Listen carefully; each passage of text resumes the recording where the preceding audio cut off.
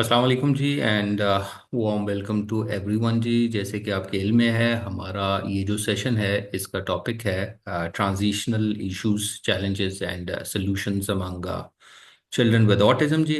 और इस सेशन को सालिहा बीबी कंडक्ट करेंगी, जो कि क्लिनिकल साइकोलॉजिस्ट हैं।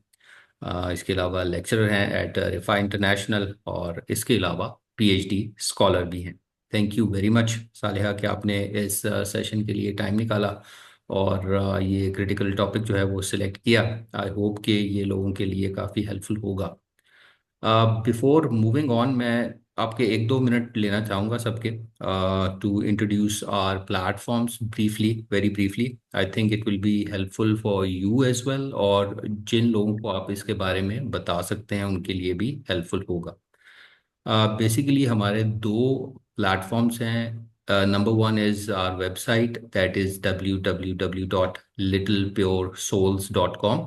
This is basically directory website है ये, जहाँ पे लोग डिफरेंट सेंटर्स, स्कूल्स, फैसिलिटीज़ और प्रोफेशनल की इंफॉर्मेशन ले सकते हैं अकॉर्डिंग टू देयर सिटी, और बच्चे के चैलेंज के हिसाब से कहाँ कहाँ पे कौन से सेंटर्स अवेलेबल हैं जो कि डिफरेंटली एबल्ड कम्युनिटी के लिए सर्व कर रहे हैं। तो वो आपको इन्फॉर्मेशन मिल सकती है इस वेबसाइट से। तो ये एक डायरेक्टरी वेबसाइट है। दूसरा हमारा प्लेटफॉर्म है, यूट्यूब चैनल है, स्टार्स विद एचके के नाम से, जहाँ पे हम डिफरेंट इंटरव्यूज़ आपको मिलेंगे उन सेंटर्स के, ताकि किसी को अगर डिटेल में इंफॉर्मेशन चाहिए तो वो उसको मिल सके। डिफरेंट प्रोफेशनल्स के इंटरव्यू सेशंस भी होते हैं, और हम डिफरेंट टॉपिक्स जो इस फील्ड को कवर करते हैं, डिफरेंट प्रोफेशनल्स के साथ मिल के, ये वेबिनार भी उसी की एक कड़ी है। यहाँ पे आपको डिफरेंट सेशंस, वेबिनार्स मिल सकते हैं, और आप देख सकते हैं उनको हमारे चैनल पे। इस इन्हीं दो प्लेटफॉर्म्स के थ्रू हम अब डिफरेंट ट्रेनिंग सेशंस भी करते रहते हैं, सो दैट डिफरेंट प्रोफेशनल्स के साथ मिलके, जो कि डिफरेंट अपने अपने फील्ड के एक्सपर्टीज रखते हैं। तो आपसे यही रिक्वेस्ट है कि आप लोगों तक इस इंफॉर्मेशन को पहुंचा सकते हैं, ख़ासतौर पे पेरेंट्स वगैरह। इसी सबसे पहले उनके पास यही फेज़ आता है कि अगर कोई ऐसा चैलेंज है उनके बच्चे के साथ या किसी इंडिविजुअल के साथ, तो वो जाएंगे कहाँ। तो ये इन्फॉर्मेशन उनको मिल सकती है, स्टार्ट वो ले सकते हैं। So without any further delay हम आगे बढ़ते हैं। एक और चीज़ मैं ऐड करना चाहूँगा, वो ये कि मैं अभी चैट बॉक्स में इस इंट्रोडक्शन के बाद अपने सोशल मीडिया के जो लिंक्स हैं वो भी कॉपी कर दूंगा, so that if anyone is interested वो उसको फॉलो कर सकता है, जिसमें वेबसाइट है हमारी, यूट्यूब चैनल है, फेसबुक का ग्रुप है, और फेसबुक की प्रोफाइल है, पेज है। तो उसको वो फॉलो कर सकते हैं, तो ताकि जो इन्फॉर्मेशन हम लोगों तक पहुंचा रहे होते हैं वो आप तक भी पहुंच सके, किसी की भी हेल्प हो सके तो वो हमारे लिए अच्छा है।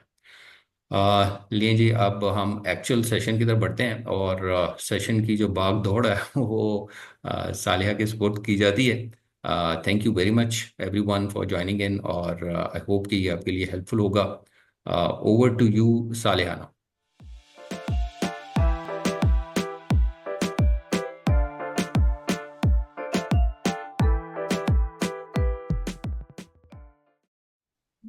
Yes sir. अस्सलाम वालेकुम डियर ऑडियंस। और कैसे हैं आप लोग? आई एम श्योर आप लोग ठीक होंगे।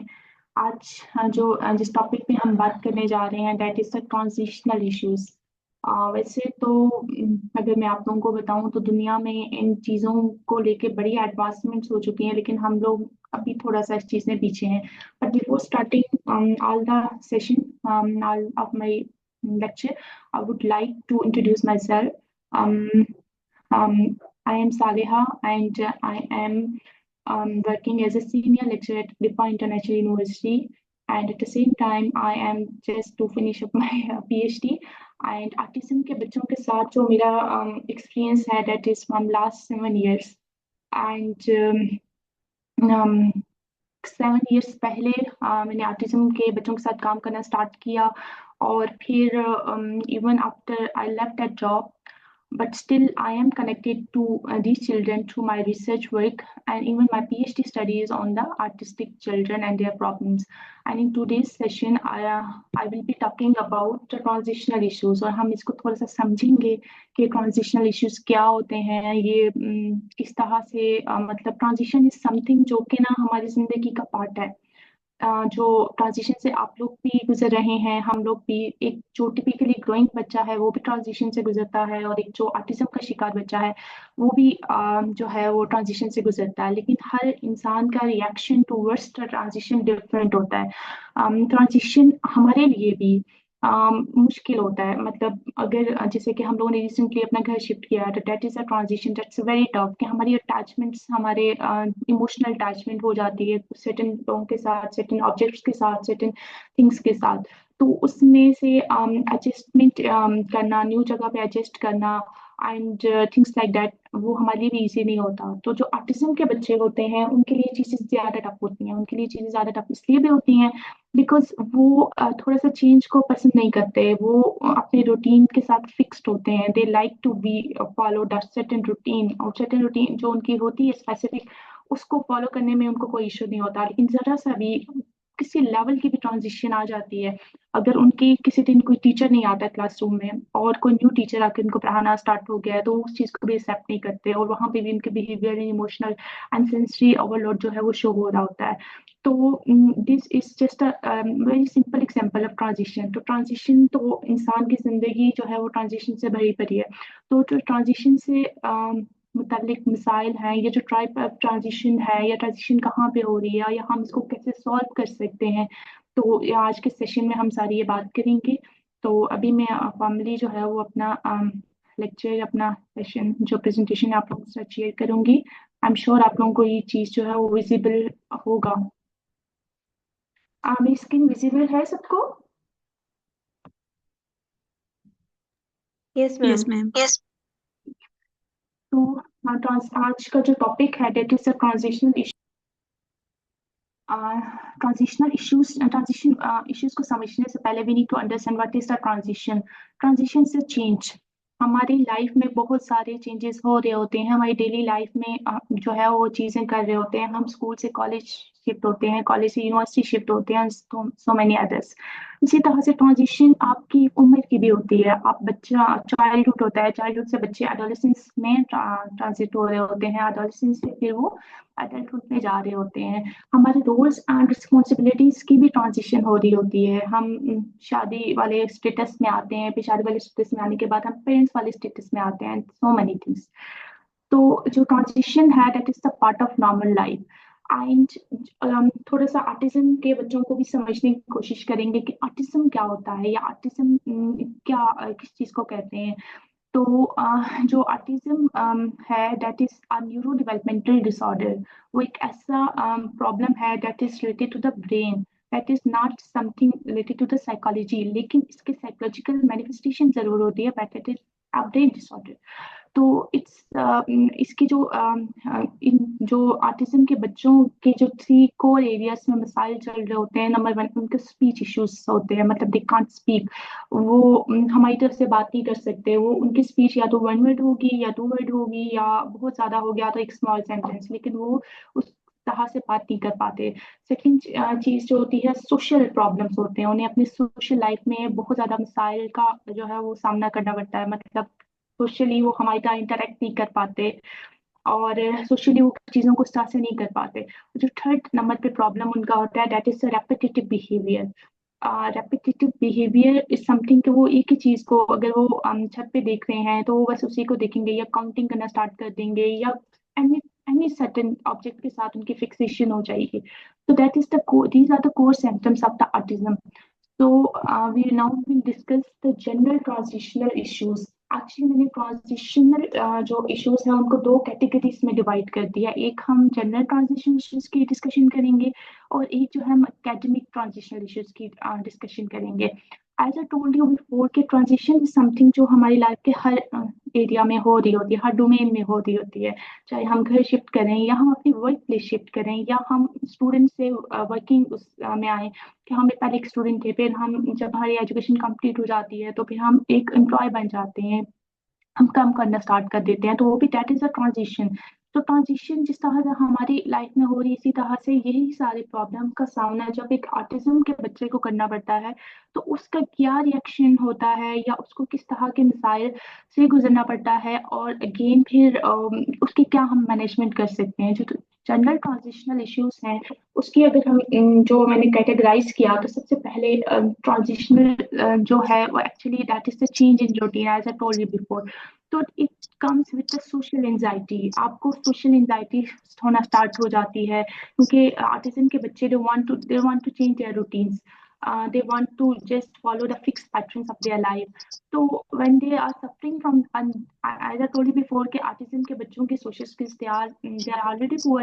तो when they are suffering from the transition, when they are having the transition, some sort of transition, any transition, मतलब might be वो एक क्लासरूम से दूसरी क्लास में जा रहे हों, या माइट भी वो एक स्कूल से दूसरे स्कूल में जा रहे हो, या माइट भी वो एक स्कूल से कॉलेज में जा रहे हैं। समटाइम होता है हमारे साथ के, जब मैं भी काम कर रही थी आज उनके बच्चों के साथ, के वो पेरेंट्स काफी सारे स्कूल चेंज कराते हैं, तो फिर वहां पे उन्हें सोशलाइज न्यू इन्वायरमेंट में सोशल एंजाइटी का सामना करना पड़ता है, उन्हें सोशलाइज्ड होने में, कि पहले जो उनके पीयर्स थे या जो उनकी फ्रेंडशिप्स थी, वो भी एज यू नो के ऑटिज्म के बच्चों के लिए फ्रेंडशिप मेंटेन करना, फ्रेंड्स बनाना कितना मुश्किल होता है। वो हमेशा अकेले एक्टिविटीज में रहना पसंद करते हैं।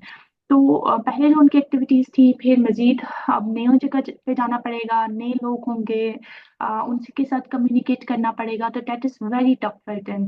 फिर इसी तरह से उनके जो रिलेशनशिप्स होते हैं, दैट्स वेरी स्ट्रेसफुल। वो जब नई जगह पे जाएंगे, तो वो जो उनके पेयर्स होंगे, उनके साथ उनके हेल्दी रिलेशनशिप्स नहीं होंगे, वो बहुत ज्यादा स्ट्रेसफुल होंगे, या वो बहुत ज्यादा जो है प्रॉब्लमेटिक होंगे। Then comes the transition communication issues. जैसे कि हम सबको पता है कि जो ऑटिज्म के बच्चे होते हैं वो कम्युनिकेट नहीं कर पाते because of their speech problem. तो व्हेन जब कोई भी इंसान अपनी फीलिंग्स को कम्युनिकेट नहीं कर पाता, तो फिर वो फ्रस्ट्रेशन से गुजरता है। तो इसी तरह से जब ऑटिज्म के बच्चे अपनी फीलिंग्स को वर्बली कम्युनिकेट नहीं कर पाते, तो दे सफर फ्रॉम फ्रस्ट्रेशन, और जो फ्रस्ट्रेशन है that makes their transition more difficult. Then come sensory issues.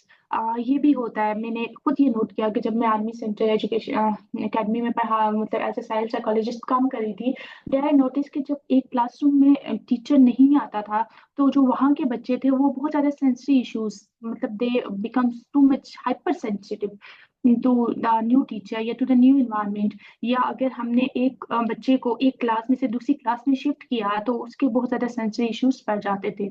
Then comes emotion regulation. First, we need to understand कि emotion regulation क्या होती है। Actually, emotion regulation is the ability to regulate our emotion.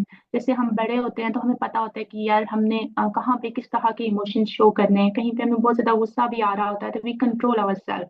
अगर हमें boss के सामने बहुत ज्यादा गुस्सा आ रहा है, तो हम वहाँ पे बहुत ज्यादा इमोशनल नहीं होंगे, बल्कि हम कंट्रोल करेंगे। That is the emotional regulation. But autism के बच्चे जो हैं, दे कांट वो अपने इमोशंस को रेगुलेट नहीं कर पाते। तो जब when they are suffering from the transition, अगर वो एक स्कूल से किसी कॉलेज में गए हैं, तो वहां पे उनकी इमोशनल रेगुलेशन और ज्यादा पुअर हो जाती है। ऑलरेडी उनकी इमोशनल रेगुलेशन अच्छी नहीं होती, लेकिन इमोशनल रेगुलेशन ट्रांजिशन की वजह से बहुत नेगेटिव वे में इफेक्ट होती है। वहां पे उनके एक्सेसिव क्राइंग स्टार्ट हो जाएगा, या मूड स्विंग्स होंगे, या वो बहुत ज्यादा हाइपर हो जाएंगे, और वो बिल्कुल भी जो है वो सही तरीके से एडजस्ट नहीं हो सकेंगे। Then come adjustment issues. Adjustment issues चूंकि वो अपनी पुरानी रूटीन के साथ इतने फिक्स थे, तो जो न्यू रूटीन है या न्यू जो चेंज इन द एनवायरनमेंट है, वो उनके लिए ज्यादा सूटेबल नहीं होता। तो जब वो सूटेबल नहीं होता, तो दे सफर फ्रॉम एडजस्टमेंट इश्यूज। उनको न्यू जगह पे जाके एंजाइटी होगा, उनको इमोशनल मेल्टडाउन होगा, लेकिन they will not be having the same. Then comes sexual development. That's very important कि जब एज यू नो कि जब बच्चा एक एडोलेसेंस एज में जाता है, that is the age of puberty from 18 12 to 18 according to WHO categorisation. तो वहां पे उसको सेक्सुअल जो है उसकी डेवलपमेंट पीक पे हो रही होती है, और वहां पे जो है उसकी sexual needs and things like that वो बहुत ज्यादा जब पीक पे होती हैं। तो यहाँ पे सबसे ज्यादा मसला यह है कि एज दीज जो children है, they can't communicate, they can't express their needs, they can't even regulate their needs। तो it's very very tough। यहाँ पे जो पेरेंट्स को जो है बहुत ज्यादा प्रॉब्लम होता है। तो जो अगर स्कूल में बच्चा जा रहा है, तो वहाँ पे देखा जाता है कि जो एडोलेसेंट्स होते हैं उनको अलग बिठाया जाता है और उन पे जो सेक्सुअल जो ट्रेनिंग है या इस तरह की अवेयरनेस की ट्रेनिंग जो है वो दी जाती है। Then come work related issues. For example अगर स्पेशल नीड स्कूल जैसे कि अक्सर जो स्पेशली स्कूल है वहाँ पे एज क्राइटेरिया होता है 18 साल। 18 साल तक वो कराते हैं, बच्चों को पढ़ाते हैं और मतलब जो भी उनकी होता है, ठीक है, एकेडमिक टास्क। उसके बाद मतलब 16 ईयर से कराते हैं, फिर 2 साल तक उनको वोकेशनल ट्रेनिंग देते हैं। फिर उनको किसी तरह की ना वर्क में किया जाता है अगर बच्चा इस काबिल है, ठीक है। तो किसी तरह का भी काम कहीं पे असिस्टेंटशिप में आ जाएगा या कहीं पे भी छोटे मोटे जो आपको पता है काम होते हैं जिसमें ज्यादा जो है वो एफर्ट्स नहीं चाहिए होती है, लेकिन वहां पे वो जो काम कर रहे होते हैं वो बहुत ज्यादा हाई सुपरविजन में काम कर रहे होते हैं। लेकिन अच्छा अगर वर्क की भी ट्रांजिशन हो रही है तो that is not easy for the artistic people. और इवन हमने ये भी देखा है कि जो लोग जॉब जब ज्वाइन कर रहे होते हैं, एजुकेशन को जॉब ज्वाइन कर रहे होते हैं, तो वहाँ पे मैंने बहुत ज्यादा प्रॉब्लम का सामना करना पड़ता है। तो for that transition, work related transition is very very tough for the children, for the adolescents, for the youth with autism spectrum disorder, because they can't communicate with other employees, they can't focus on their work, they have trouble in making the relationships, and there have been so many other factors। उनकी emotional regulation भी poor है, उनको adjustment issues भी हैं, उनकी communication, उनकी speech भी नहीं है, उनको सोशल मेन चीज जो इन सब चीजों के बिहाइंड पे है that is the social problem. तो उनको सोशल स्किल्स उनकी बहुत पुअर है। तो इस वजह से जो ऑटिज्म के बच्चे हैं उनको वर्क पे काम पे अगर वो करते हैं तो उनको वहां पे सबसे ज्यादा जो है मिसाइल का सामना करना पड़ता है। उसके बाद जो हम चीज डिस्कस करने जा रहे हैं that is the academic transitional issues. इसको मैंने अलग से क्यों डाला, क्योंकि हमारे जो बच्चे होते हैं वो they are mostly studying in the school और हम ज्यादा उन्हीं की चीजों को डिस्कस कर रहे होते हैं। तो देन आई कैटेगराइज, एक तरफ से हम जनरल ट्रांजिशनल इश्यूज कर लेते हैं कि जो उनके एरिया के सारे डोमेन्स में आएंगे, from their physical growth to their work, ठीक है। On the academic transition issues में हम खाली इनके वो टास्क या वो प्रॉब्लम्स को डिस्कस करेंगे जो उनकी एकेडमिक लाइफ में आते हैं।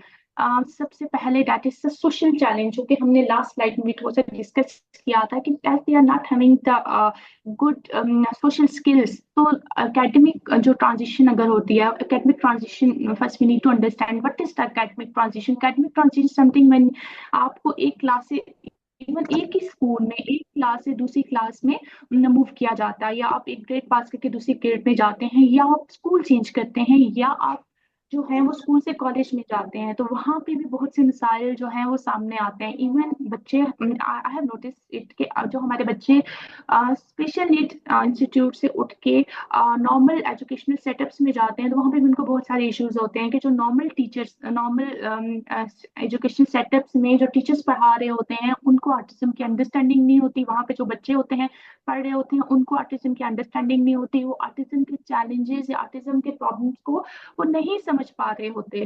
तो वो वहाँ पे बच्चों को जो बाकी क्लास फेलोज होते हैं, वो जो आर्टिस्टिक बच्चा उनकी क्लास में आया तो उसको बुली स्टार्ट होना स्टार्ट हो जाते हैं। जो टीचर है वो बच्चे को स्टिग्मेटाइज करना स्टार्ट कर देते हैं कि नहीं कुछ नहीं आता, ये कुछ नहीं कर सकते, फलाना, सो मैनी थिंग्स, ठीक है। तो दीज अदर थिंग्स जो कि एक नॉर्मल सेटअप में बच्चे जाते हैं या रेगुलर एजुकेशन सिस्टम जिसको हम बोलते हैं, तो वहाँ पे जाते हैं तो वहाँ पे भी उनके लिए लाइफ इतना ज़्यादा ईजी नहीं होती। और वहाँ पे एक्चुअली हम इंक्लूजन को तो प्रमोट करते हैं, दैट शुड बी, बट मसला क्या आ जाता है कि अपनी due to their poor social skills of the children, तो हमें जब भी हम ट्रांजिशन पे काम कर रहे हों तो we need to focus on the social skills of the artistic children के। आप जब उनके ट्रांजिशन पे काम कर रहे हैं तो आपको जो है वो उनकी सोशल स्किल्स को भी इम्प्रूव करना है, ठीक है। Then comes executive functioning demands. Academic task हैं तो एग्जेक्टिव फंक्शनिंग कैसे इसमें काम नहीं करें। एग्जेक्टिव फंक्शनिंग क्या होती है? एग्जेक्टिव फंक्शनिंग वो चीजें होती हैं जो कि आपकी कॉग्निशन में या आपकी हायर ऑर्डर थिंकिंग में इस्तेमाल होती है, जैसे आपकी वर्किंग मेमोरी होगी, जैसे आपकी प्रोसेसिंग स्पीड होगी। तो एज यू नो कि जो हमारा एकेडमिया है या जो हमारा करिकुलम्स है वो कितने ज्यादा जो है वो हैवी, जो आप प्लीज अपने माइक म्यूट कर दें अगर आप लोगों ने कोई क्वेश्चन नहीं करना तो जो अकेडमिया है उसकी डिमांड्स बहुत ज़्यादा होती हैं, हमारे करिकुलम्स दे आर लोडेड।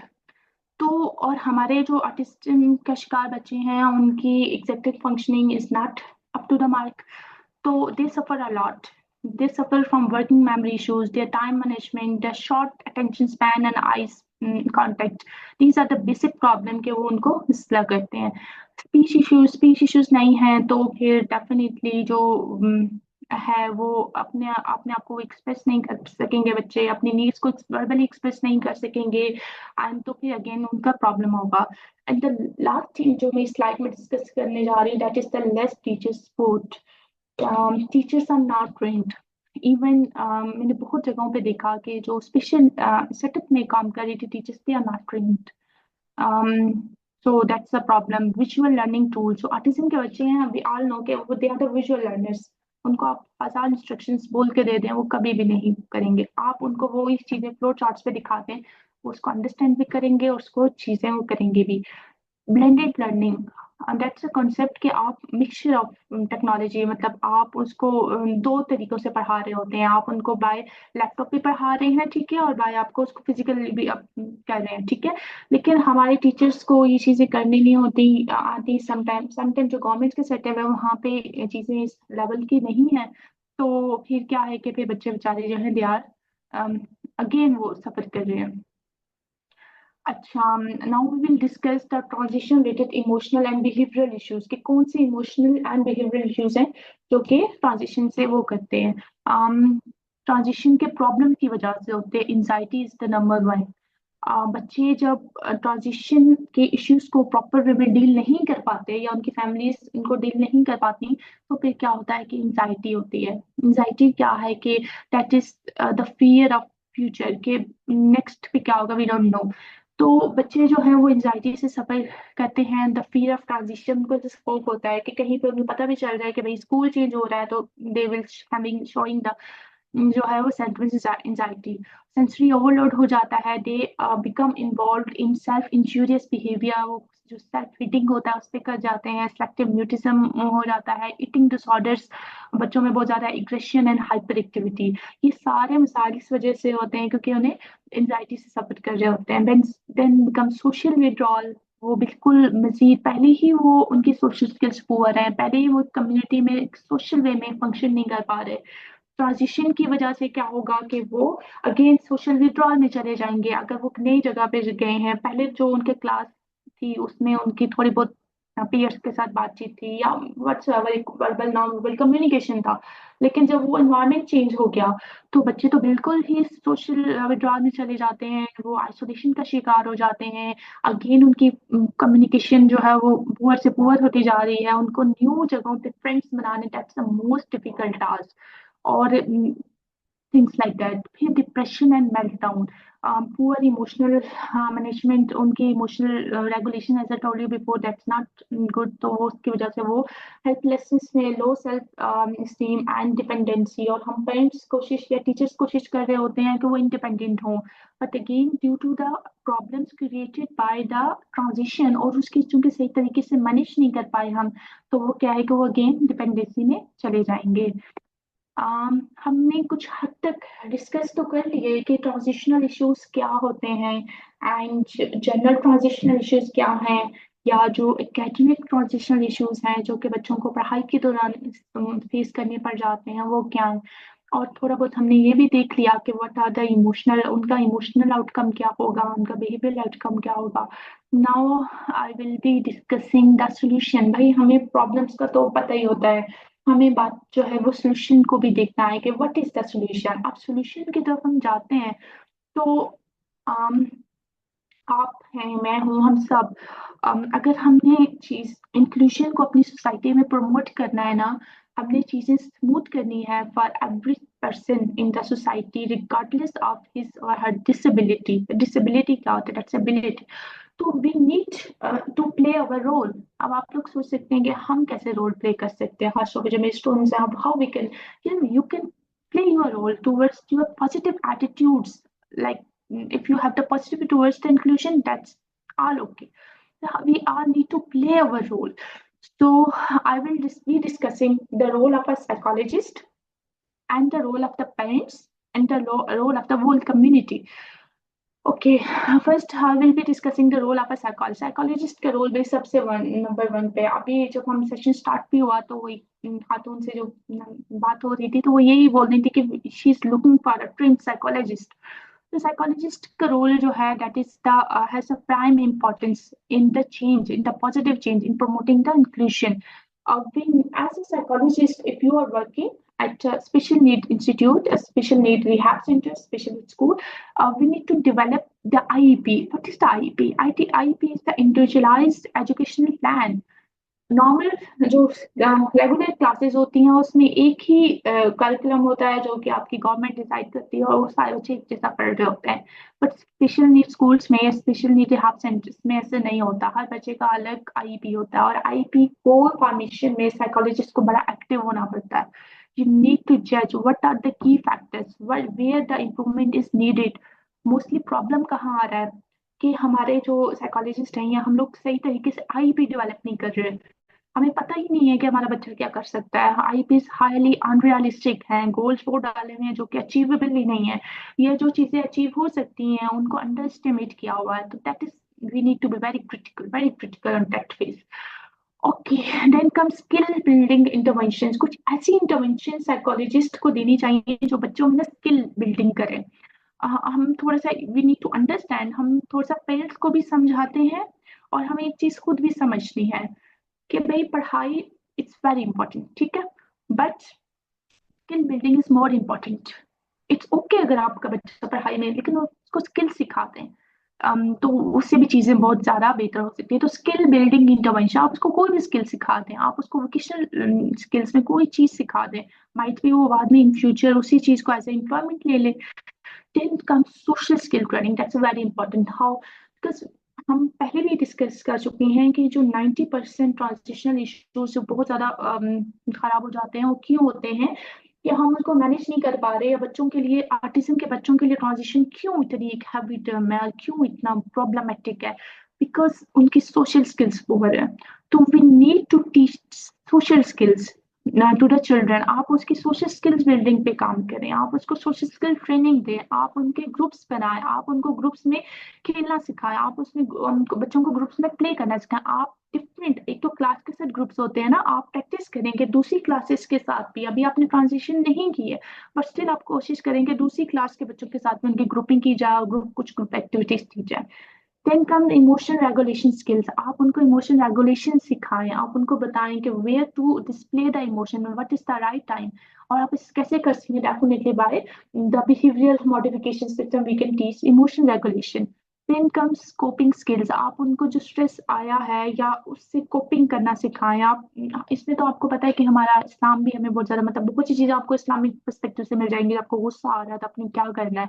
तो आप बच्चों को थोड़ी सी चीजें इस तरह से सिखाएं कि अगर उनको बहुत ज्यादा एंजाइटी हो रही है तो वो थोड़ी देर के लिए बाहर जाके खेल आए, मतलब थोड़ी सी देर के लिए कुछ फिजिकल एक्टिविटीज में इन्वॉल्व हो जाए. दैट्स अ कोपिंग स्किल ना. Family counselling is very important. हमें फैमिली को समझाना. फैमिलीज आती है हमारे पास एंड वो क्या कहती हैं, इनको ये सिलेबस करना सिखा दें, इनको ये पढ़ना सिखा दें. यार that's, I am telling you that पढ़ाई is important but skills are more important. तो हमने थोड़ा सा फैमिली काउंसलिंग करनी होती है, हमने उन्हें समझाना होता है कि यार वी नीड टू अंडरस्टैंड कि एवरी चाइल्ड इज डिफरेंट. अगर आपके बाकी बच्चे पढ़ाई में बहुत अच्छे कर रहे हैं तो हम आपके इस बच्चे को बहुत अच्छी स्किल्स भी सिखा सकते हैं. Then comes emotional and behavioural supports. Psychologist को एक emotional and behavioural support provide करनी है पेरेंट्स को, ठीक है. आप जैसे कि अभी मैं अपनी पीएचडी के लिए ना डेटा कलेक्ट कर रही थी ऑटिज्म के पेरेंट्स का, तो उसमें कुछ मेरी इंटरव्यूइंग थी, मतलब कुछ इंटरव्यू कर रही थी पेरेंट्स के साथ. तो वो बेचारे भी parents become so emotional because for them their child is in front of them और दे आर वेरी हेल्पलेस कि वो उसको कैसे वो करें. तो दैट्स वेरी टफ. तो we need to provide some emotional support to the parents. Community skills, communication skills. Communication skills बच्चों को सिखाएं, उनको इंटरेक्ट करना सिखाएं, प्राइमरी लेवल की इंटरवेंशन दें, तो साइको एजुकेट करें फैमिलीज को कि यार दैट्स अ प्रॉब्लम. ऑटिज्म जो है वो एक डिसऑर्डर है. आप ये नहीं कह सकते कि आपका बच्चा ऑटिज्म के साथ होते हुए 100% परफॉर्म करेगा. आप बेस्ट वे में उस बच्चों का जितना भी कैलिबर है आप उसको एक्सप्लोर करें, उसको रियलाइज करते हुए उसको न्यू स्किल्स सिखाएं और उसको बाकी लाइफ का जो है वो एक्सप्लोर करने का मौका दें। बट यू कांट एक्सपेक्ट कि वो बच्चा जो है बिल्कुल आपके बाकी बच्चों की तरह करेगा। Here comes the parental role. Parental role भी बहुत इंपॉर्टेंट है। पेरेंट्स खुद एंजाइटी एंड डिप्रेशन का शिकार हो जाते हैं। जब वो खुद स्ट्रेस में आ जाते हैं तो डेफिनेटली फिर उनके लिए बच्चों को डील करना और बच्चों के प्रॉब्लम्स को डील करना, ट्रांजिशन को डील करना बहुत मुश्किल हो जाता है। तो पेरेंट्स को थोड़ा सा यहाँ पे ना अपने इमोशंस को कंट्रोल में रखते हुए और इस चीज को एक्सेप्ट करना है यार। जब आपने एक्सेप्ट कर लिया ना तो things will be very easy for you. Collaboration with the educators and schools. Parents को चाहिए कि वो रेगुलरली भले हर वीक के बाद आप जाएं स्कूल में, पता करें बच्चे की क्या प्रॉब्लम्स है, बच्चे की क्या प्रोग्रेस है, बच्चे को कहाँ कहाँ प्रॉब्लम आ रहा है। consistent support and guidance, they should be a source of consistent support or guidance for their child। अगर आप अपना एंगर बच्चे पे निकालोगे जो कि ऑटिज्म, ऑटिज्म किसी की बस में नहीं होता कि वो उसको खुद से हो गया, या एक साइकोलॉजिकल वो चीज नहीं है कि भाई आप इसको 100, ऑटिज्म इज नॉट 100% वो it is manageable condition. It's nothing something like कि वो आप इसको 100%। तो उसमें क्या होता है कि बच्चे फिर पेरेंट्स फिर अपना गुस्सा एज यूजुअल जो बाकी पेरेंट्स भी करते हैं कि बच्चों पे निकाल रहे होते हैं। तो again that's going to be problematic. आप बच्चों को इंडिपेंडेंट होना सिखाएं, बच्चों में सेल्फ एडवोकेसी स्किल्स, उनको अपने राइट के लिए बोलना सिखाएं। Parent parent bound, that's very important. How autism के पेरेंट्स की पूरी दुनिया में कम्युनिटीज बनी हुई हैं, ठीक है, एक स्पोर्ट्स ग्रुप बने हुए हैं जहाँ पे सारे वो पेरेंट्स हैं जिनके बच्चों को ऑटिज्म है। That's very important. आप किसी को देख के माइट भी कोई पेरेंट कोई स्ट्रेटेजी अपने बच्चे के साथ कर रहा हो, फॉर एग्जाम्पल उसको टॉयलेट ट्रेनिंग है बट उसको सिखा रहा हो, तो आप माइट भी वो आप उस पेरेंट से सीख लें और अपने बच्चों को इस तरीके से डील कर लें। Acceptance from the parents, that's very important. Autism के बच्चों के लिए अगर एक्सेप्टेंस पेरेंट्स ही एक्सेप्ट नहीं कर रहे यार तो फिर सोसाइटी क्या एक्सेप्ट करेगी। तो parents need to be cool, they need to have good emotional regulation. I know it's, ये बातें कहने को इजी हैं but practically that's very very tough. But that should be कि आप एक्सेप्टेंस पेरेंट्स से आएगी तो डेफिनेटली कुछ काम होगा। देन कम्स द कम्युनिटी या स्कूल रोल। स्कूल भी क्या कर सकता है, स्कूल्स को चाहिए कि जब बच्चा, आपको पता है कि बच्चे ने अब चले जाना है, कॉलेज में चले जाना है, या बच्चे ने स्कूल के बाद कोई छोटे लेवल के कोई जॉब करनी है, तो आप एक ट्रांजिशन प्लानिंग पे काम करें ना। आप बच्चे के मतलब स्कूल छोड़ने से 2 साल पहले आपको पता है ना कि इतनी एज के बाद आप बच्चे को टर्मिनेट कर देंगे from the school.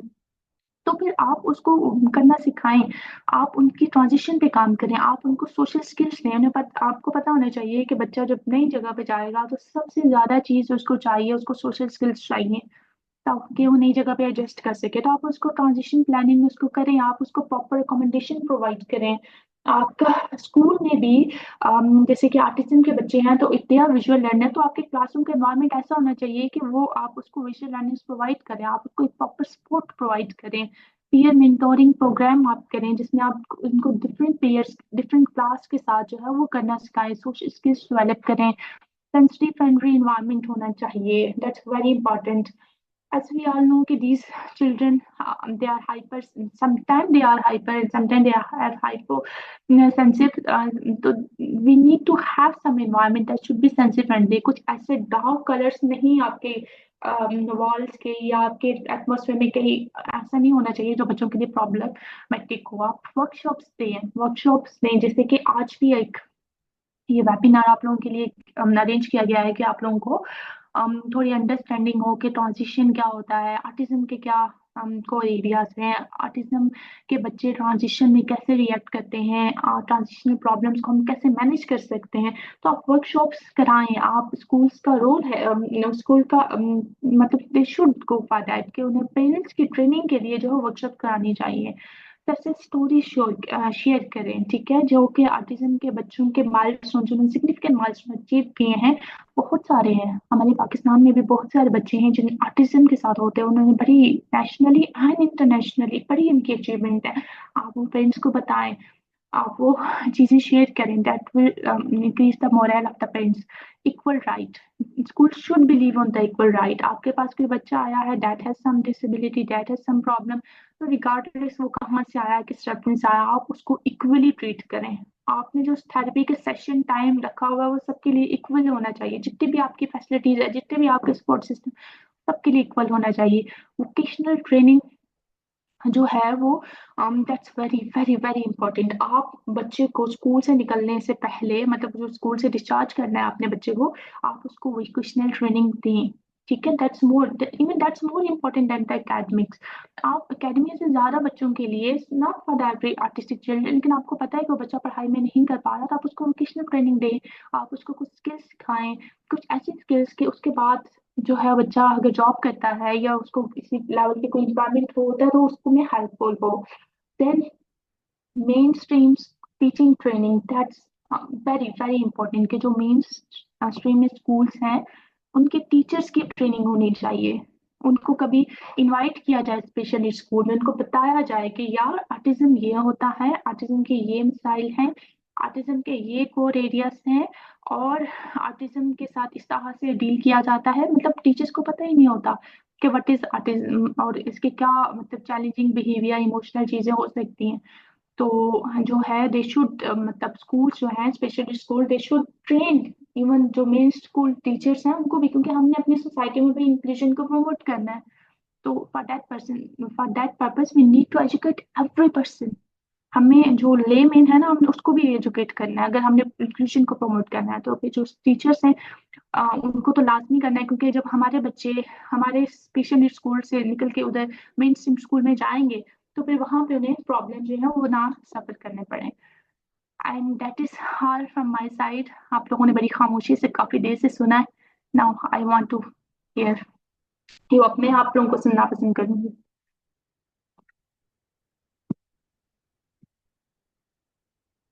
Hello dear audience. तो मैम, इसमें बात हुई है ना एग्जीक्यूटिव फंक्शनिंग डिमांड्स की ऑटिज्म के बच्चों के लिए। तो उसमें वर्किंग मेमोरी के इश्यूज आपने हाईलाइट किए। तो क्या कोई ऐसा सोल्यूशन है जिसमें वर्किंग मेमोरी, क्योंकि ये तो एक बहुत बड़ा प्रॉब्लम है एकेडमिक्स में, ये तो आएगा ही। तो वो उस पे कोई क्या इंटरवेंशन है ऐसी जिस पे काम किया जा सकता है इन बच्चों के लिए? हाँ उसका थैंक यू। अच्छा, दैट्स क्वेश्चन वेरी इंपॉर्टेंट, कि भाई हमें पता है एग्जेक्टिव फंक्शनिंग पढ़ाई में तो आएंगे, ठीक है। आप जो भी कर लें वहाँ तो आपकी सारी एग्जेक्टिव फंक्शनिंग इन्वॉल्व होनी होनी है। Then how you can increase the executive functioning among children with autism की ऑलरेडी वेरी पुअर। तो बेटा इसके लिए ना काफी सारी थेरेपीज हैं, काफी सारी जैसे ईपीई की काफी टेक्निक्स हैं जिसके थ्रू आप जो है वो रेपिटेशन में एक चीज को मतलब स्टेप वाइज। इसीलिए मैंने जो है वो जब साइकोलॉजिस्ट का रोल डिफाइन किया था ना, तो उसमें मैंने बोला था कि सबसे पहले आपने आईईपी बनाना है। आपने देखना है कि बच्चे को आप क्या चीज करा सकते हैं, आप उसकी वर्किंग मेमोरी पे काम करना स्टार्ट करें, आप उसको छोटी छोटी स्किल्स सिखाएं। देन जो बिहेवियर मॉडिफिकेशन के टेक्निक्स होती हैं वी ऑल नो कि जिस चीज को हम इन्फोर्स करते हैं वो चीज इंक्रीज हो जाती है, और जिस चीज को हम थोड़ा सा नेगेटिव कॉन्सिक्वेंसेस देते हैं तो फिर क्या होता है, वो चीज डिक्रीज हो जाती है। तो bye practice and by behaviour modification techniques और वो जो इंटरवेंशंस हैं, मतलब प्रैक्टिस वाली ही, मतलब स्किल बेस्ड ट्रेनिंग, उसके थ्रू जो है वो उनकी एग्जेक्टिव फंक्शनिंग को इंक्रीज कर सकते हैं। फिर सेकंड चीज ये कि हम ना थोड़ा सा उनका मतलब वो जिस सेटअप में रह रहे होते हैं ना बच्चे, वो उसमें सारे आर्टिज्म के सेट बच्चे हैं, तो हम थोड़ा सा उनको एक्सपोजर दें कि वो ना थोड़ा सा मेन स्ट्रीम स्कूल्स को विजिट करें। तो माइट भी वहां पे भी वो चीज बच्चों को होते हुए देखें। फिर टेक्नोलॉजी ब्लेंडेड लर्निंग का मैंने कहीं पे जिक्र किया था कि ब्लेंडेड लर्निंग से जो है वो आप ये चीजें कर सकते हैं। ठीक है, ब्लेंडेड लर्निंग का यूज करें आप उसको बाय मीन ऑफ टेक्नोलॉजी। आप उनको एप्स पे ये चीजें कराएं। अभी तो काफी सारे एप्स भी आ चुके हैं जो कि मोबाइल गेम्स में होते हैं। आप आराम से बच्चों को दें, बच्चे बड़े इंटरेस्ट से वो करते हैं, क्योंकि बच्चों को तो ऑलरेडी स्क्रीन टाइम बहुत ज्यादा होता है। तो वो आपकी जो एग्जीक्यूटिव फंक्शनिंग की डिमांड, आपके अटेंशन स्पैन को, आपके वर्किंग मेमोरी को, आपकी प्रोसेसिंग स्पीड को इंक्रीज कर रहे होते हैं। जब ऐसी एक्टिविटीज बार बार होती हैं डेफिनेटली किसी हद तक, मतलब हम ये नहीं कह सकते कि आफ्टर 4 to 5 सेशन की एक्सेप्टिव मेमोरी इतनी हो जाएगी। तो इसीलिए हमने ना पहले उनके आईईपी में डिफाइन करना है कि हम उनकी एक्सेप्टिव मेमोरी, एक्सेप्टिव फंक्शनिंग या वर्किंग मेमोरी को किस हद तक इंक्रीज करेंगे। माइट भी वो बच्चा पहले जस्ट 2 सेकेंड के लिए अटेंशन देता हो, तो आपने आईपी में भी इसको गोल सेट करना होगा कि वो बच्चा 10 सेकेंड के लिए अटेंशन देगा। Then you need to increase that by different activities. आप पहले उसकी फेवरेट एक्टिविटीज से स्टार्ट करेंगे, आप उसको उसकी एक्टिविटीज देंगे, वहां पे उसका अटेंशन इंक्रीज कराएंगे। उसके बाद फिर आप क्या करेंगे कि आप डिफरेंट मीडियम्स पे आएंगे और आप जो है वो उसका अटेंशन इंक्रीज कराएंगे। Any other question? Usma, are you clear with that? Yes, ma'am. Okay. Any other? अस्सलाम वालेकुम। Alaikum salam. मैम मुझे मेरा ये क्वेश्चन था कि जैसे हम लोग इसकी मेरे बेटा अभी 7 इयर्स का होने वाला है, तो नॉन वर्बल है वो अभी। तो उसके थेरेपी सेंटर में उन्होंने बिल्कुल स्क्रीन बोला हुआ है कि ऑफ रखनी है, अदरवाइज वर्बल होने में प्रॉब्लम होता है। लेकिन वो स्क्रीन से बहुत ज्यादा लर्निंग करता है, बहुत ज्यादा लर्निंग करता है। तो आपके ख्याल में स्क्रीन हमें कुछ स्पेसिफिक टाइम के लिए दिखानी चाहिए या नहीं दिखानी चाहिए, वो मुझे अगर आप गाइड कर दें। और अच्छा, दूसरा मेरा एक और भी क्वेश्चन था, मैं साथ ही कर दूं अभी या फिर बाद में करूं? आपको जैसे ही लगता है। मैम दूसरा क्वेश्चन मेरा ये था कि आप अगर हमें स्किल भी कोई साथ ही बता दें कि ये वाले स्किल आप स्पेसिफिक स्किल हैं वो आप अपने बच्चों के हिसाब से, क्योंकि मैं एक हाउस वाइफ हूँ और मुझे इतना ज्यादा इस चीज पे नहीं आइडिया होता कि हम कौन सी चीज लेके चलें। तो वो कोई स्पेसिफिक स्किल्स बता दें जो आप शुरू से बच्चे को उस पे वर्किंग करते हो। ठीक। Thank you. सही। सही। आपने जो पहला सवाल किया कि वो स्क्रीन टाइम, यार एक्चुअली बात यह है कि जो स्क्रीन है ना, स्क्रीन टाइम उसके एक्सेसिव यूज की वजह से जो बच्चे जिनको ऑटिज्म नहीं भी था ना, उनमें भी स्पीच प्रॉब्लम आना स्टार्ट हो गया। और ये देखा गया कि कोविड-19 में जो बच्चे स्कूल नहीं जा रहे थे वो सारा स्क्रीन पे ही कर रहे थे, जो टिपिकली ग्राइंड बच्चे थे, तो उनमें ये ऑटिज्म के सिम्टम्स आना स्टार्ट हो गए, उनमें स्पीच प्रॉब्लम आना स्टार्ट हो गए और वो बिल्कुल ही अलग आइसोलेशन पे चले गए। तो इसीलिए जो है वो स्क्रीन टाइम जो बच्चों का मना किया जाता है। और बच्चे जो है वो, क्योंकि बच्चे बहुत ज्यादा यूज कर रहे होते हैं, तो थेरेपी सेंटर वाले, तो आप जैसे कि अपने केस में बता रही हैं कि आपका बच्चा स्क्रीन टाइम से बहुत ज्यादा लर्न करता है और आपके थेरेपी सेंटर ने बिल्कुल इसको मना कर दिया कि आप जो है वो बिल्कुल किसी तरह के जो स्क्रीन टाइम नहीं होगा। तो you need to tell them कि भाई मेरा बच्चा लर्निंग ही इससे कर रहा है, क्योंकि these are the visual learners ना। आप वो विजुअली चीजों को देख के ना जितना करेंगे ना, वो रियल लाइफ में आप उनको बताते रहे समझाते रहे वो कभी भी नहीं करेंगे। ठीक है, अगर आपने उनको टॉयलेट ट्रेनिंग पर कराना है ना, आप उनको एक वीडियो प्ले करें कि यार ये देखो किस तरह से टॉयलेट ट्रेनिंग कर रहा है, किस तरह से ये जाके सारी चीजें कर रहा है, तो वो वीडियो से ज्यादा सीखेंगे एज कम्पेयर टू आप उनको डायरेक्शन देते हैं, पहले आपने ये करना है, सेकंड पे ये करना है, आपने उनको बेकिंग सिखानी है या ऐसी कुछ भी एक्टिविटी सिखानी है, आप उनके लिए सामने वीडियो प्ले करें। यार वो इतने अच्छे विजुअल लर्नर्स है कि वो करेंगे। लेकिन थेरेपी सेंटर्स वाले क्यों मना कर देते हैं? बिकॉज दे नो कि बच्चा फिर वो बहुत ज्यादा यूज करता है। तो first you need to tell them कि यार मेरा बच्चा is learning a lot from the screen, तो आपने थोड़े टाइम के लिए स्क्रीन देनी है उसको। मतलब ऐसा नहीं है कि आप बिल्कुल ही उसकी वो कर दें। वो इसलिए थेरेपी सेंटर को बच्चे बिल्कुल एडिक्टेड हो जाते हैं, वो स्क्रीन से निकल ही नहीं पाते। वो स्क्रीन स्क्रीन में जब जाते हैं तो वो फर्दर आइसोलेशन में चले जाते हैं। उनके आसपास बच्चे खेल रहे हैं but they are not interested because they are interested in the screen, और वो सारी चीजें उससे करें। तो स्क्रीन टाइम को बिल्कुल एलिमिनेट नहीं करना। नंबर सेकेंड, अगर आपने बिल्कुल एलिमिनेट भी करना है ना, तो फिर कुछ ऐसी स्टोरी बुक्स होती हैं, ठीक है, जिसमें स्किल्स बाय पिक्चर शो हुई होती है। ठीक है, आप वो लेके आए, कोई भी स्किल, कोई भी चीज जो आप उसको सिखाना चाहती हैं, ठीक है, चाहे वो कुकिंग है चाहे एनीथिंग, कुछ भी आप उसको सिखाना चाहती हैं कि कैसे, इवन उसने अपने यूनिफॉर्म कैसे चेंज करना है, या कुछ काम जो आप उसके करती हैं तो आप उसमें कैसे उसको, तो आप वो स्टोरी बुक्स लाएं। आप उसमें सारे विजुअल कार्ड्स होते हैं, ठीक है, आप उन बच्चों को दिखाएं या आप खुद बना लें विजुअल कार्ड्स, आप अपने बच्चे को दिखाएं, वो वहां से भी। अगर आपने स्क्रीन बिल्कुल ही नहीं देनी तो दिस इज वन वे कि आप उसको जो है वो कर सकते हैं। तो सेकंड क्वेश्चन आपने किया था कि आप कौन सी स्किल पे जो है वो काम किया जाए, क्योंकि टीचर्स अक्सर कह रहे होते हैं कि skills should be taught to the students. तो कौन सी ऐसी स्किल्स है जिन पे काम किया जाए? तो जो skill, then you need to understand what is important for your child might be। इसीलिए हम ना हर बच्चे का अलग से आईपी बनाते हैं, क्योंकि हम ये नहीं कह सकते कि सारे ऑटिज्म के बच्चों को ये चाहिए, कि ऑटिज्म के अंदर भी बड़ी डाइवर्सिटी है। अगर ऑटिज्म किसी लर्निंग डिसेबिलिटी के साथ है तो फिर इन बच्चों के लिए लर्निंग बहुत मुश्किल होती है, फिर तो हम उनको मतलब स्टार्ट से ही कराते हैं। लेकिन अगर ऑटिज्म है और लर्निंग डिसेबिलिटी का लेवल उस हाई तक नहीं है, बच्चे बहुत अच्छे से किसी तरीके से लर्न कर सकते हैं, तो फिर अलग चीज है। जो मोस्ट इंपॉर्टेंट स्किल है ना, जो मैं सारे पेरेंट्स को कहती हूँ, यार अपने बच्चों को सोशलाइज्ड होना सिखाओ। आप बच्चों को सोशल स्किल ट्रेनिंग दें, आप उनको डिफरेंट ग्रुप्स के साथ खेलना सिखाएं, चाहे वो कजिन्स के हों चाहे वो गली में हो, आप सुपरवाइज करें। आप उनको जो है वो डिफरेंट एक्टिविटीज, आप उनको आउटडोर एक्टिविटीज में लेके जाएं, आप उनको आउटडोर एक्टिविटीज में आउटडोर जब भी आप जाते हैं किसी पार्क में भी जाते हैं तो बच्चों को बिहेव करना सिखाएं कि ये दिस इज, मतलब हर चीज का एक डेकोरम होता है, हर चीज के कुछ एटिकेट्स होते हैं। आपने यहाँ पे आना है, आपने कोई रेस्टलेसनेस शो नहीं करनी, आपने कोई एंजाइटी शो नहीं करनी, आपको आपकी जो चीज आपको चाहिए just tell your parent by any mean, ठीक है। द चाइल्ड कैन, वो वर्बली कम्युनिकेट नहीं कर सकता तो पॉइंट आउट करे, और आपने आपको हर चीज जो आप पॉइंट आउट कर रहे हो जिस चीज वो आपको मिलेगी, but you need to show the patience, ठीक है। आपने रेस्टलेसनेस हाइपर एक्टिविटी शो नहीं करनी। तो आप उनकी social skill, that is very very important. Social skills में भाई हर जगह काम आता है, काम आना है, चाहे वो बच्चा फिर स्पेशल नीड स्कूल से उठ के नॉर्मल स्कूल में चला जाए, वहां पे भी सोशल स्किल्स काम आएंगी। चाहे वो बच्चा स्कूल से उठ के कॉलेज में चले जाए वहां पे भी, या चाहे वो बच्चा किसी एम्प्लॉयमेंट में चला जाए, ठीक है, तो वहां पे भी सोशल स्किल्स काम आएंगे। तो प्लीज बच्चों को जो है वो सोशल स्किल्स सिखाना स्टार्ट करें। बच्चों को सोशल स्किल्स सिखाने के लिए भी ना स्टार्ट से स्टार्ट करना है कि पहले वो आई कांटेक्ट दें, और आई कांटेक्ट से फिर वो थोड़ा बहुत बच्चों के साथ इंटरेक्ट करें, डिफरेंट लोगों के साथ इंटरेक्ट करें, आइसोलेशन में जाएं, आइसोलेशन में ना जाएं, ठीक है। ऐसी एक्टिविटीज प्रेफर करें जिसमें, जैसे अगर आप उसको घर में भी कोई एक्टिविटी देते हैं तो आप वो ग्रुप एक्टिविटी दें, आप उसके बहन भाइयों को भी इंगेज करके दें, या फिर आप खुद उसके साथ इंगेज हो जाए। तो उसमें भी समटाइम ये होता है कि आप खुद ही इंगेज होते रही ना तो वो आप पे डिपेंडेंट हो जाएगा, और वो हर एक्टिविटी में आपको ही जाएगा।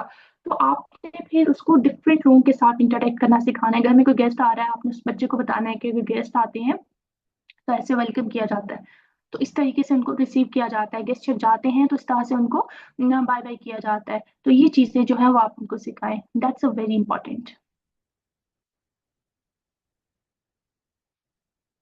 Thank you ma'am. और ये आईपी जो टेस्ट है ये कहाँ से होता है और क्या इसका क्या है, वो थोड़ा सा अगर आप बता दें तो। जरूर। आईपी टेस्ट नहीं होता, आईपी से पहले आप कुछ असेसमेंट करते हो। IP is something, IP as I told you it is the education individualize educational plan. इसको थोड़ा सा मैंने बताया भी था कि जब आप एक नॉर्मल स्कूल में जाते हैं तो वहाँ पे अगर दूसरी क्लास का बच्चा है ना, तो वो सारा करिकुलम सेम पढ़ रहे होते हैं। 20 बच्चे क्लास में बैठे हुए हैं तो उनकी उर्दू की बुक सेम है, एक ही टीचर आएगी, सारा कुछ बता के एक ही एक्टिविटी बच्चे सारे समझ लेंगे। लेकिन स्पेशली बच्चों के लिए चीजें करना थोड़ा मुश्किल होता है। तो आईबी इस हर बच्चे का डिफरेंट होता है। अगर ऑटिज्म की क्लास में कोई एक ही टीचर है भले, तो उसमें अगर 5 बच्चे बैठे हुए हैं ना तो हर बच्चे का आईबी डिफरेंट होगा। आईबी डेवलप करने से पहले आपने दो चीजों का असेसमेंट करनी होती है कि आपके बच्चे की स्ट्रेंथ एरियाज कौन से हैं, कौन सी चीजों में वो अच्छा है और कौन सी चीजों में वो वीक है। दोनों चीजों का जब असेसमेंट करोगे तो आप बच्चे की स्ट्रेंथ एरियाज को यूटिलाइज करते हुए आप उनके वीकनेसेस को ओवरकम करोगे। जैसे कि आपने कहा कि आपके बच्चे की स्ट्रेंथ एरिया यह है कि यार वो अच्छा लर्निंग करता है फ्रॉम स्क्रीन टाइम से, ठीक है। आप उसको यूटिलाइज करते हुए बच्चों को दूसरी स्किल्स सिखा, अपने बच्चे को दूसरी स्किल्स सिखाओगे। उसको कुछ वर्किंग मेमोरी पे काम कर लें, कुछ गेम्स गेम्स ऐसी डाउनलोड कर लें। आप गूगल पे जाए ना तो उस पर अगर आप लिखेंगे कि कौन सी गेम्स अच्छी होती हैं फॉर आर्टिस्टिक, उनकी मेमोरी को उनकी एग्जेक्टिव फंक्शन को इंक्रीज कर रही होती हैं, या कोई भी चीज आपने सिखानी है, तो आप आईपी में डेफिनेटली आपके दो एरियाज होंगे, एक आपकी वीकनेस का और एक आपकी स्ट्रेंथ का। आप जब आइडेंटिफाई कर लेते हैं ना कि यार ये एरिया स्ट्रेंथ का है और ये एरिया वीकनेस का है, तो फिर आप जो वीकनेस के एरियाज हैं, फॉर एग्जाम्पल आपका बच्चा बैठ ही नहीं पाता, तो फिर जो आपके टारगेट्स होंगे वो ये होंगे कि अभी बच्चे के सिटिंग स्पैन इंक्रीज किया जाए। उसको अगर वो 2-10 सेकंड के लिए बैठता है उसके बाद भाग जाता है तो उसको 30 सेकंड्स के लिए किया जाए। तो ये असेसमेंट होती है, और ये स्कूल्स में होती है। पेरेंट्स के लिए करना इंडिविजुअली थोड़ा सा मतलब वो उसमें बाइसेस या बाकी फैक्टर्स आ सकता है। आप बच्चे के स्कूल से ना उसका आईपी डेवलप करवाएं, और आप जैसे कहते हैं कि आपका बच्चा थेरेपी सेंटर में जाता है तो वहां पे भी उसका आईपी बनता होगा, आप वो चेक करें। आप वो देखेंगे वो किस हद तक जो गोल्स हैं वो रियलिस्टिक हैं, और आप उस जो आईपी डेवलपमेंट है ना उसका पार्ट बना करें। आप थेरेपिस्ट को बोलेंगे भाई जब आईपी बनाओ तो मुझे भी साथ बिठाओ, I because you are the parents, you know. आपको अपने बच्चे की जितनी स्ट्रेंथ्स और वीकनेसेस का पता है वो शायद किसी और को नहीं पता होगा, तो वो आप लाजमी। Thank you ma'am. वेलकम। किसी और का कोई सवाल? Yes ma'am. हाँ। जी जी। अस्सलाम आप वालेकुम मैम। हेलो, अस्सलाम जी जी, आवाज आ रही है आपकी। वालेकुम वालेकुम सलाम। मैम। जी मैम, मेरा क्वेश्चन ये है कि मेरा बेटा ना ऑडिटरी बहुत करता है। ई ई की उसकी आवाज बहुत ज्यादा चलती रहती है। जैसे ही मैं उसको बोलती हूँ तो चुप हो जाते हैं एक आधे मिनट के लिए, लेकिन हम्म, जैसे ही वो फारग होता है तो फिर वैसे ही करने लग जाता है। ठीक है। अच्छा, ये जो आपने चीज बताई है ना, ऑडिटरी बहुत करता है, एक ही आवाज बार बार, these are the some sensory needs. ठीक है, वो उसकी कुछ सेंसरी नीड है। तो उसके लिए बेस्ट चीज ये है कि आप आइडेंटिफाई करें कि ऐसे कौन से ट्रिगरिंग पॉइंट हैं जिसकी वजह से वो चीजें बहुत ज्यादा करता है, और ऐसी कौन सी चीजें हैं जिसकी वजह से वो रुक जाता है। तो आपने बोला कि आप आवाज देती हैं, वो कुछ देर के लिए रुक जाएगा, देन अगेन। तो इन बच्चों के लिए ना sensory therapies, these are the best thing. आपकी सेंसरी थेरेपीज को थोड़ा सा एक्सप्लोर करें। अगर बच्चा स्कूल जाता है, थेरेपी सेंटर में जाता है, वहां पे आप जाएं, बच्चे की प्रॉपर असेसमेंट कराएं, आप देखेंगे उसकी कौन सी सेंस जो है वो ज्यादा हाइपर एक्टिव हुई हुई है, जिसको वो सेटिस्फाई, ये जो की आवाजें बच्चे करते हैं ना, वो उनकी सेंसरी नीड्स होती हैं।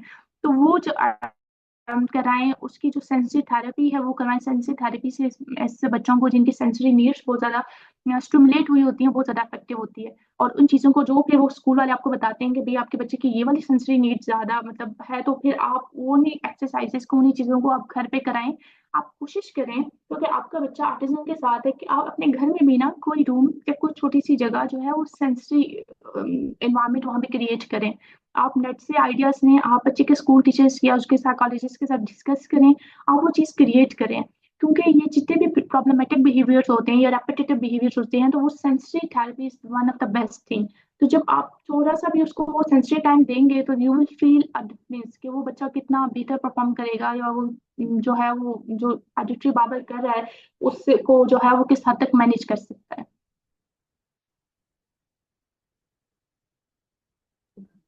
मैं वो स्कूल नहीं जाता, मैं घर में उसको सब कुछ करवाती हूँ। ना ही कोई मैंने डायग्नोस कराया अभी तक।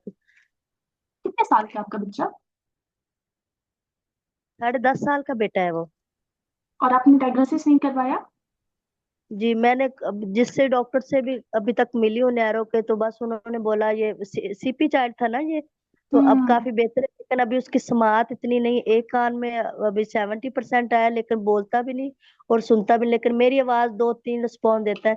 मैं जब कहती हूँ इधर आओ, ऐसे नहीं करो, चुप कर, जो मैं जो भी बात करती हूँ फिर वो चुप से हो जाता है और मेरी बात सुनने लग जाता है। और आप कौन सी तो सिटी में रहती हैं? जी। आप कौन सी सिटी में रहती हैं? कौन से शहर से हैं आप?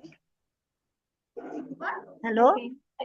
जी जी, मैं पूछ रही हूँ कि आप कौन से शहर से बिलोंग करती हैं? मैं गुजरावाला कैंट में रहती हूँ। आप गुजरावाला कैंट पे रहती हैं। आप देखिए कि आपके आसपास कोई साइकोलॉजिस्ट है, तो आप प्लीज जाके ना उसकी प्रॉपर असेसमेंट करवाएं। दैट इज वेरी जी। इंपॉर्टेंट। भले आपका बच्चा ऑटिज्म के साथ नहीं है, लेकिन उसकी सेंसरी नीड्स हैं, और ये जो वो कर रहा है ना ऑडिटरी बाबर, वो किसी ना किसी सेंसरी नीड की वजह से कर रहा है।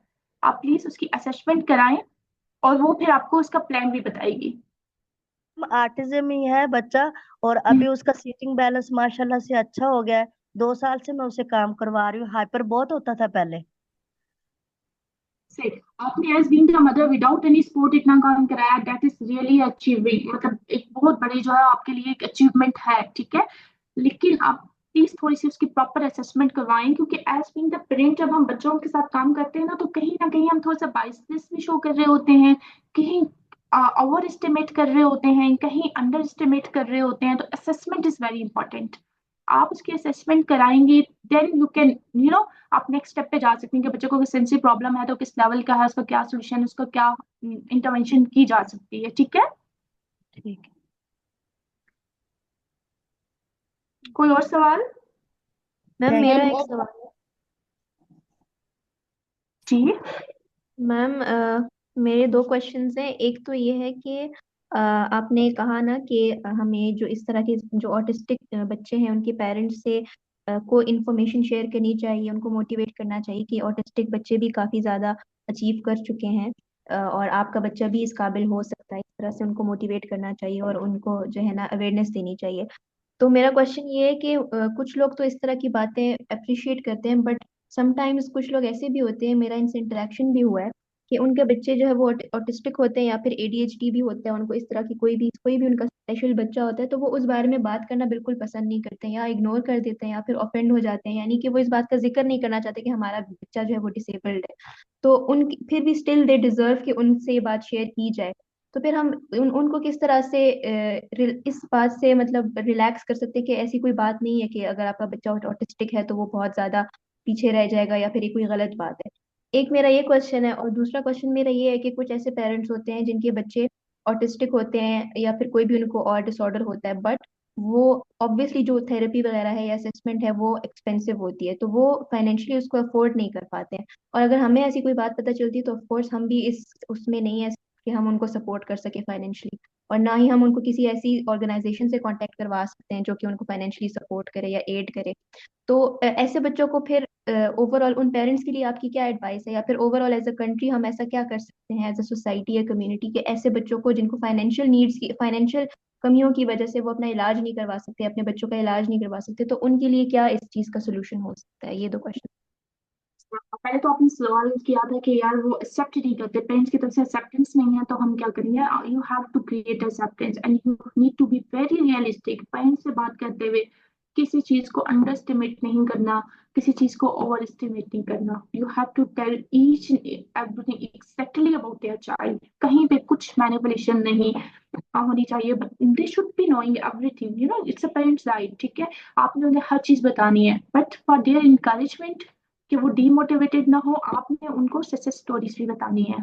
आपके पास इतना नॉलेज होना चाहिए कि आपको पता हो कि यार पाकिस्तान में भी बहुत से लोग हैं जिन्होंने ऑटिज्म के साथ बड़ा अच्छा अचीव किया है। अभी तो स्कूल्स भी कुछ ऐसे हैं जो मेन स्ट्रीम के स्कूल हैं जो ऑटिज्म के बच्चों को ले भी रहे हैं। तो you have to you know, आपने जब एक प्रॉब्लम बताया ना पेरेंट्स को, साथ में सोल्यूशन भी बताएं। तो आपने बताएं कि भाई जो आपका बच्चा है वो, there are so many other children जो उनको सेम प्रॉब्लम था, अभी वो नॉर्मल स्कूल्स में भी जा रहे हैं, इंक्लूजन में भी जा रहे हैं या व्हाट्सएवर। आपने जहाँ प्रॉब्लम बताया है आप वहाँ पे सोल्यूशन भी बताएं। जब आप हमसे प्रॉब्लम बता के छोड़ देते हैं ना कि यार ये इतना मसला है और ये चीज वो चीज, तो पेरेंट्स डेफिनेटली वो तो यू नो ज्यादा हो ही जाएंगे। तो आप उनको सोल्यूशन भी बताएं, ठीक है। तो फिर डेफिनेटली, और आप उनके साथ सक्सेस स्टोरी शेयर करें। आप उनको बताएं कि भाई इतने आर्टिज्म हमारे जो इतने बड़े बड़े साइंटिस्ट गुजरे हैं, most of the them were having the artistic traits. बहुत से लोग हैं जो, आइंस्टाइन की हम बात करते हैं, 11 ईयर्स के थे जब उन्होंने फर्स्ट वर्ड बोला था। तो you have to tell, you have to motivate the parents, you have to tell the resources. आप उनको भी ये भी बताएं कि आपने जो सेकंड क्वेश्चन है वो भी आपका इसी से रेलिवेंट है कि मैडम रिसोर्सेज क्या है। वाकई ये जो थेरेपीज हैं these are very expensive therapies. तो फिर हम उस चीज में क्या कर सकते हैं, हम ये कर सकते हैं कि हम इस तरह के वर्कशॉप्स कराई जाएं जो कि फ्री ऑफ कॉस्ट है। जैसे कि यहाँ पे भी आज काफी सारे पेरेंट्स हैं तो उसमें पेरेंट्स को अंडरस्टैंडिंग होगी। हम पेरेंट्स को ट्रेनिंग के लिए कुछ कर सकते हैं कि अपने घर में, अभी एक मदर ने शेयर किया कि वो अपने बच्चे के साथ घर पे काम कर रही है और उसने काफी सारा अचीवमेंट की है। तो देखो ये भी तो हम पेरेंट्स को ऐसे भी तो मोटिवेट कर सकते हैं कि अगर वो महंगे वाले थेरेपी सेंटर सपोर्ट नहीं कर सकते तो फिर वो जो घर में खुद से कैसे बच्चों के साथ काम कर सकते हैं। आप चेक करेंगे जिस एरिया से पेरेंट्स हैं उसमें कुछ गवर्नमेंट के सेंटर्स हैं जहाँ पे कम से कम, गवर्नमेंट के हॉस्पिटल्स जहाँ पे इतनी कॉस्ट भी ना हो और बच्चे का एक्यूरेट डायग्नोसिस और उसका आईईपी बन जाए, ठीक है। उसके बाद जो सेशंस हैं वो आप मदर्स को ट्रेन करें, आप मदर्स को ट्रेन करें, आप पेरेंट्स को ट्रेन करें कि आप अपने बच्चे के साथ किस तरह से करना है। अगर थेरेपी इज वेरी कॉस्टली, बच्चे के पेरेंट्स या फैमिली सपोर्ट नहीं कर सकती, then you have to educate and you have to train the parents कि वो अपने घर में इस तरह की चीजों को किस तरीके से कर सकते हैं, ठीक है। यस मैम, ठीक है, thank you so much. Any other question? Ma'am obsession को कैसे यूज किया जा सकता है पॉजिटिव वे में, वो अगर आप हमें गाइड गाइड कर दें तो। आप थोड़ा सा एलिब्रेट करेंगे अपने क्वेश्चन को? ऑब्सेशन जो होती है ना, जैसे किसी बच्चे की ऑब्सेशन है, मेरे बेटे की जैसे टॉय के ऑब्सेशन है साथ। हॉर्स, उसके अलावा एरोप्लेन्स या फिर फौजी कोई भी चीजें होंगी तो वो उसकी ऑब्सेशन है। तो हम इसी तरह हर बच्चे की कार्स किसी बच्चे की होगी तो उसको कैसे हम पॉजिटिवली यूज कर सकते हैं, और अगर हमने उसको उसको हमें रोकना चाहिए या हाइड करना चाहिए या हमें उसको दे देना चाहिए, वो थोड़ा सा एलेबोरेट कर लें। यार ऑब्सेशन को हम ना बड़े ही patient, first we need to have the patient, ठीक है। अगर साइकोलॉजिस्ट है तो भी, अगर पेरेंट है तो भी, we need to show the patience. बच्चे जो पेशेंट शो नहीं करेंगे, we have to show the patience, ठीक है। हमने बड़े सिस्टमेटिक वे में लेके चलना है। अगर बच्चा ऑब्सेस्ड है किसी चीज के साथ, जैसे कि आपने डिस्कस भी किया कि आपके बच्चे को भी काफी ऑब्सेशंस हैं, कुछ बच्चों को गाड़ियों के साथ होती हैं, तो यार आप उसी को उसी ऑब्जेक्ट को एज अ रिइंफोर्समेंट यूज करो। आप अपने बच्चों को ये बताओ, उसको ये प्रैक्टिकली दिखाओ कि जब वो एक सोशली एक्सेप्टिव बिहेवियर शो करेगा, या वो आपकी बात मानेगा, या अगर वो हाइपर एक्टिविटी शो कर रहा है तो वो नहीं करेगा, तो आप उसको जो है वो ऑब्जेक्ट, जो मटेरियल है, जो फॉर एग्जाम्पल कार हो गया या एनीथिंग एल्स, ठीक है, वो, हाँ, आप उसको फॉर सम टाइम, ये भी नहीं कि आपने बस दे ही देना, फॉर सम टाइम आप उसको दोगे और आप उसको जो है वो इनकरेज करोगे। तो आप जो है वो उसी ऑब्सेशन को बिहेवियर मॉडिफिकेशन इस तरह से यूज करते हैं कि आप डिजायरेबल बिहेवियर आउटकम हासिल करने के लिए उसी ऑब्सेस्ड मटेरियल को एज अ, जैसे कि आपने कहा कि आपके बच्चों को फौजियों के आई गेस यूनिफॉर्म या व्हाट्सएवर, तो आप उसको ये शो करेंगे अगर वो 4 5 या 1 वीक तक आपकी कमांड्स को फॉलो करेगा। ये वैसे बहुत बड़ी बात मैं कह रही हूँ, 1 वीक तक इसीलिए मैं पहले कह रही हूँ ना कि we need to develop the IP. हर बच्चे की अलग नीड है, हर बच्चे की अलग स्ट्रेंथ है, हर बच्चे की अलग वीकनेस है, ठीक है। तो आपको लगता है कि यार इतना टारगेट में रखती हूँ, तो ये बच्चा अगर ये चीज कर देता है ना, यानी कि एक दिन में अगर बच्चे ने आपको ज्यादा तंग नहीं किया, या उसने हाइपर एक्टिव बिहेवियर बहुत ज्यादा शो नहीं किया, या जैसे ही आपने उसको कमांड दी कि आप कॉपीज ओपन करो, आप स्कूल का काम करो, अब ये खा लो, तो उसने वो चीज किया है, तो फिर आप उसको उसी ऑपोजिट जो उनका मटेरियल था, आप उसको for some time you will have to give like a reinforcement, like आप उसको एज अ ना रिवॉर्ड दोगे कि yes you have done this. जैसे हम बच्चों इनके रिजल्ट अच्छा आने पे पेरेंट्स उनको उनकी फेवरेट चीजें दिला रहे होते हैं ना, तो इसी तरह से आपने उन ऑब्जेक्ट जिनके साथ बच्चा ऑब्सेस्ड है वो यूटिलाइज करना है। जब बच्चा सोशली डिजायरेबल या आपकी डायरेक्शन को फॉलो करे, तो आपने उसको वो चीज देनी है। तो उससे क्या होगा कि एक्सेप्ट, जो आपकी डायरेक्शंस हैं उनकी भी मतलब थोड़ा सा वो सुनेगा। वो एक्चुअली आप पेयर कर दोगे ना बच्चों के ऑब्सेस्ड बिहेवियर को विथ योर डायरेक्शन, ये जो आप चाह रहे हो, ये सोशली एक्सेप्टेबल बिहेवियर, ठीक है। तो जब आप पेयरिंग करोगे तो दैट इज आपका फिर बिहेवियर, बच्चों की बिहेवियर मॉडिफिकेशन भी होती है कि बच्चों का बिहेवियर भी सही होता रहेगा। Thank you so much ma'am. अच्छा मैम, आप वो जो आर्मी स्पेशल स्कूल है उसमें होती हैं? मैं उसमें नहीं होती, मैंने उसमें 3 इयर्स पहले तक काम करती थी, 4 इयर्स तक मैंने काम किया, और अभी उसमें नहीं होती। ठीक है, thank you ma'am. Any other question from the audience?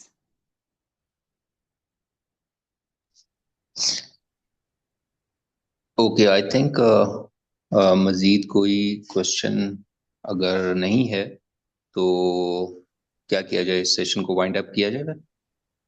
Ma'am, मेरा क्वेश्चन ये है ओके। कि मेरा बेटा वो टेक्सटाइल का भी इशू करता है ना, जैसे ही सुबह उठता है तो उसने अपना कागज ढूंढना होता है, चारपाई के नीचे देखेगा, इधर उधर देखेगा, और उसने वो ढूंढ के पकड़ के फिर उसको एरो की तरह बना के तो फिर पकड़ के बैठ के फिर वो अपनी वो ये शुरू कर लेता है। यानी कि उसने चारों तरफ देखना होता है कि ये मैं ढूंढ लूं कागज। वहां उसका ब्रेन माशाल्लाह से ठीक चलता है, और कोई चीज समझे या ना समझे।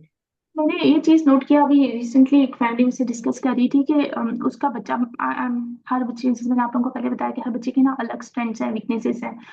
उसके बच्चे का ना इन चीजों में ना, किसी टॉय को ओपन करना हो, किसी गाड़ी को ओपन करना हो, वो सारे उसके पुर्जे निकालने हो, उसको सेट करना हो, तो वहां पे बड़ा चलता है। तो यार आप इसी चीज को आइडेंटिफाई करो ना कि उसका जो है वो स्किल्ड एरिया है या उसका फेवरेट एरिया है। आप उसको जो वोकेशनल ट्रेनिंग में डालते हो, या वोकेशनल ट्रेनिंग हम क्यों दे रहे होते हैं, वोकेशनल ट्रेनिंग हम इसलिए दे रहे होते हैं कि हम अपने बच्चों को ना सम सॉर्ट ऑफ जॉब्स के लिए ट्रेन कर रहे होते हैं। तो आप बच्चे को फिर उस डायरेक्शन में देखो कि इसकी ये एरियाज हैं, यहाँ पे ये चीज अच्छा कर सकता है। तो फिर I would suggest, I am not saying कि आप एकेडमिक पे उसको प्रेफर करो, लेकिन जब आप बच्चा एकेडमिया में नहीं कर पा रहा, तो बजाय इसके कि आप वहां पे उसकी मार पिटाई करो, आप उनको उन चीजों में डालो और उस चीज को as a positive sign use करो। उसको किसी तरह के, अभी तो आपका बच्चा बहुत छोटा है एज यू टोल्ड, लेकिन जब थोड़ा सा बड़ा होता है, ठीक है, 14 15 साल की एज में, तो आप उसको किसी मैकेनिक के साथ रखो जिसमें वो थोड़ा सा इस तरह की चीज लर्न करे कि बाद में उसको एम्प्लॉयमेंट में थोड़ा सा वो चीजें इजी हो, ठीक है। और सेकंड, आपने पहले ये बताया था कि उसको सेंसरी इश्यूज हैं। तो जब बच्चे को सेंसरी इश्यूज हैं, तो आप प्लीज उसके लिए ना एक दफा थेरेपिस्ट से मिलें। आप नेट पे भी सर्च करें कि किस तरह से आप अपने घर में एक सेंसरी इन्वायरमेंट क्रिएट कर सकते हैं, ताकि बच्चे की जितनी भी सेंसरी ओवरलोड की वजह से जो उसके मसाइल आ रहे हैं, चाहे वो कोई चीज़ थ्रो करनी हो या चाहे वो कुछ ऑडिटरी वॉइसेस हों, तो उसको जो है वो मैनेज किया जा सके। Sensory environment is very very effective. उसके बाद बच्चा काफ़ी देर तक काम होके बैठेगा भी, वो फोकस्ड भी होगा, वो अटेंशन भी पे करेगा, वो सब चीज़ें करेगा। लेकिन before that you need to create a sensory environment. अब पेरेंट्स को ये समझ नहीं आती कि यार सेंसरी इन्वायरमेंट कहाँ से क्रिएट करें। For that purpose you need to आपने मिलना होगा अपने थेरेपिस्ट से, आपने डिस्कस करना होगा, आपने उसका आईईपी बनाना होगा, आपने उसके स्ट्रेंथ एरियाज, आपने उसके वीक एरियाज सारे आइडेंटिफाई करने होंगे। Then you can work in this domain. Ma'am, क्योंकि आपने आर्मी पब्लिक स्कूल में वो जो स्पेशल एजुकेशन में उसमें काम किया हुआ है, तो इनको थोड़ा सा गाइड कर दें, क्योंकि इनका थोड़ा सा फाइनेंशियली इशू है। तो आप इनको थोड़ा सा गाइड कर दें कि किस जगह पर जाके आईपी, क्योंकि ये आर्मी से ही हैं, तो ये फ्री में बनवा सकती हैं जो कि पैनल में हो, अगर आपको उसकी इंफॉर्मेशन हो तो। सर कामरान, मैं आपसे रिक्वेस्ट करूंगी कि आप रिसर्च करेंगे, आपके पास जो रिसोर्सेज होते हैं, तो आप जरा बता सकते हैं इनको कि इनके एरिया के आसपास कोई आर्मी का ऐसा सेंटर हो। मैम, ये इस्लामाबाद में भी चक्कर इनका पिंडी इस्लामाबाद में लग जाता है बच्चों की हेल्थ के हिसाब से। मैं इनको जानती हूँ, तो अगर आप इनको बेशक इस्लामाबाद पिंडी में बता दें, वो एक दफा आके बनवा लें। इस्लामाबाद पिंडी में तो है, लेकिन मेरा ख्याल है गुजरांवाला में भी सेंटर है। अगर ये या आसपास मुझे होगा, क्योंकि आर्मी के 27+ सेंटर्स हैं, तो वो हम्म डिफरेंट सिटीज में है। अगर एग्जैक्ट उस सिटी में नाम भी हुआ तो आसपास में होगा। हम आपसे रिसोर्स शेयर कर देंगे। और सर कामरान की अगर आप वेबसाइट पे जाते हैं तो वहाँ पे भी आपको रिसोर्सेस मिल जाते हैं कि कौन से सेंटर कहाँ पे है, और क्या वो गवर्नमेंट लेवल का है, प्राइवेट है, या किस तरह का है। मेरी आवाज आ रही है आपको? जी जी आ जी रही जी। है। ओके। तो आपके पास मेरा नंबर है तो सही, आप मुझे व्हाट्सएप पे मैसेज कर देंगे तो मैं वो लिस्ट शेयर कर दूंगा। और आर्मी वाला सेंटर भी जो गुजरांवाला कैंट में मेरा ख्याल है लाजमी है सही एक। अ, वो उसका एड्रेस या कांटेक्ट इन्फॉर्मेशन फोन नंबर वगैरह शेयर कर दूंगा, आप उनसे चेक कर सकते हैं। जी, मैंने तो इधर जिस डॉक्टर से बात की वो कहते हैं बीबी आपको पता ही नहीं है, ये बस बच्चे ठीक है आपके हो जाएंगे, आप ऐसे नहीं करें, बस ठीक है हो जाएगा। लेकिन मैं मेहनत करती रहती हूँ जितनी भी। दूसरा जो अभी आप ही ने आपसे बात की, इन्हीं के रिसोर्स से आप बात कर रही हूँ, और इन्होंने मुझे सारे गाइड करते रहते हैं। और अल्लाह का शुक्र है काफी हद तक बच्चों का सीटिंग बैलेंस हो गया है, काफी हद तक बेहतर है। लेकिन डायग्नोस करवाने का मैं खुद भी चाहती हूँ कि हो जाए मुझे, ताकि सही से पता चल जाए और मैं इसका काम करना शुरू कर दूं, क्योंकि मैं आप उसको वाला स्कूल आइडेंटिफाई करें और अपने बच्चे को भेजें उधर, क्योंकि डेफिनेटली आपने बहुत काम किया है और सब चीजें ठीक है, लेकिन वहाँ पे उसकी प्रॉपर असेसमेंट होगी, वहाँ पे उसको फिजियोथेरेपी मिलेगी, जैसे कि आपने बताया कि आपके बच्चा सीपी के प्रॉब्लम के साथ है, वहाँ पे उसकी सेंसरी थेरेपी होगी, वहाँ पे उसकी ऑक्यूपेशनल थेरेपी होगी, वहाँ पे उसकी स्पीच थेरेपी होगी। वो सारे बड़े ऑर्गेनाइज सिस्टम है। और उनकी फीस भी, आप चूंकि आर्मी, आप बता रही हैं कि आर्मी बैकग्राउंड से है, तो उनकी फीसें बहुत ज्यादा कम है। तो आप लास्ट में ट्राई करें। जी मैम, आप प्लीज मुझे जरूर बता दें, मैं बहुत ज्यादा परेशान हूँ इन दोनों बच्चों की निशानियों वजह से। सर, कामरान मेरे जो दो है, बच्चे हैं। हमारी, आप वो आपकी जरूर हेल्प करेंगे। वो आपको, आपका उनके साथ चूंकि कांटेक्ट है ना, तो लास्ट में आपसे शेयर करेंगे।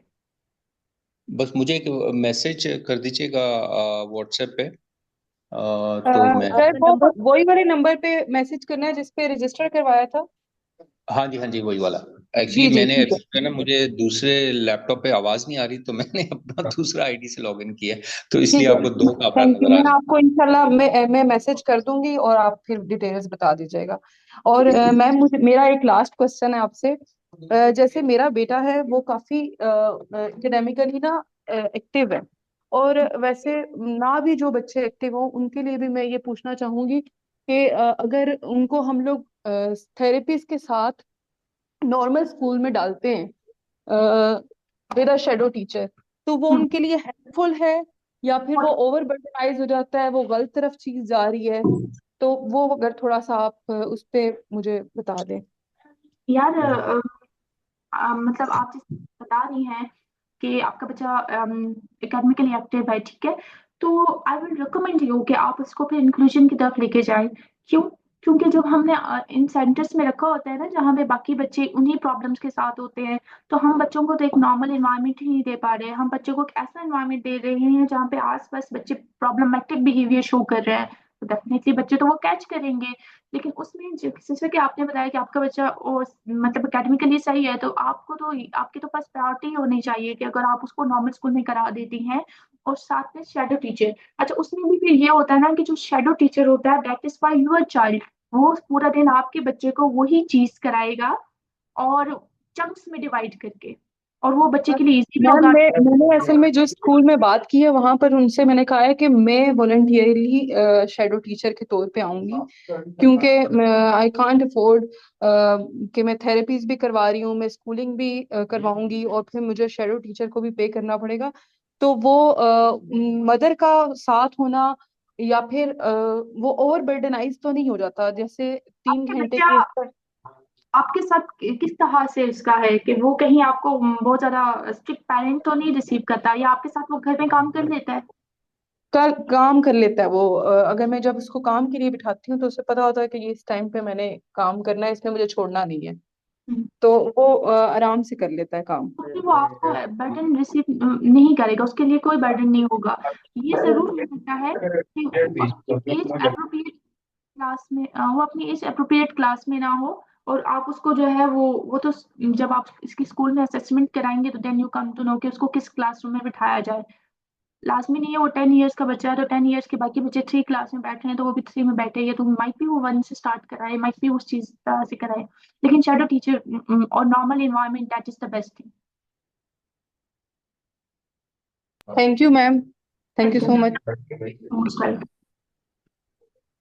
I have a question. मैंने ये पूछना था, मेरा बेटा 5 साल का है, उसका ना एक सेंसरी इशू, अब मैं इसमें कंफ्यूज हूँ। एक जगह से मैंने सुना था वो सेंसरी है, एक जगह उन्होंने मुझे बोला था कि वो रेपिटेटिव इशू है। वो कोई भी हार्ड चीज हो, मेटालिक, कोई भी ग्लास वगैरह, उसे वो अपने दांतों पे रब करता है और बहुत ज्यादा रब करता है। एंड इट्स बीन ईयर कि मैं वो छुड़वा नहीं पा रही हूँ। कोई भी चीज उससे मिल जाए, पहले उससे वो खेलता रहेगा और उसके बाद उसे दांतों पे रब करना शुरू करेगा। तो either it's a sensory issue या रेपिटेटिव बिहेवियर है। सेकेंड, इसी की कंटिन्यूएशन में है कि I am sorry to interrupt, इसी की कंटिन्यूएशन में है कि अगर वो जो आप कह रही हैं कि सेंसरी इशू आपको अपने बच्चे का देखना पड़ता है कि आपके बच्चे की स्पेसिफिक सेंसरी नीड डिफरेंट हो सकती है बाकी बच्चों से, तो पिंडी इस्लामाबाद में आपको ऐसी जगह बता सकती है जहाँ पे मैं स्पेसिफिक इसकी करा सकूं असेसमेंट, क्योंकि इसके स्कूल वालों ने इसकी स्पेसिफिक से ये सेंसरी नीड नहीं बताई हमें। वो इसको रेपिटेटिव बिहेवियर कहते हैं कि मना करें, लेकिन ये बाज नहीं आ रहा, ये दांतों पे स्पेसिफिकली मना रब करने करते से कोई भी बच्चे हार्ड चीज। बिल्कुल भी पास नहीं आते। That's not possible, that is not possible. अगर ये आपको किसी ने कहा है ना तो व्हाट यू कैन से, मना करने से बात नहीं आएगा।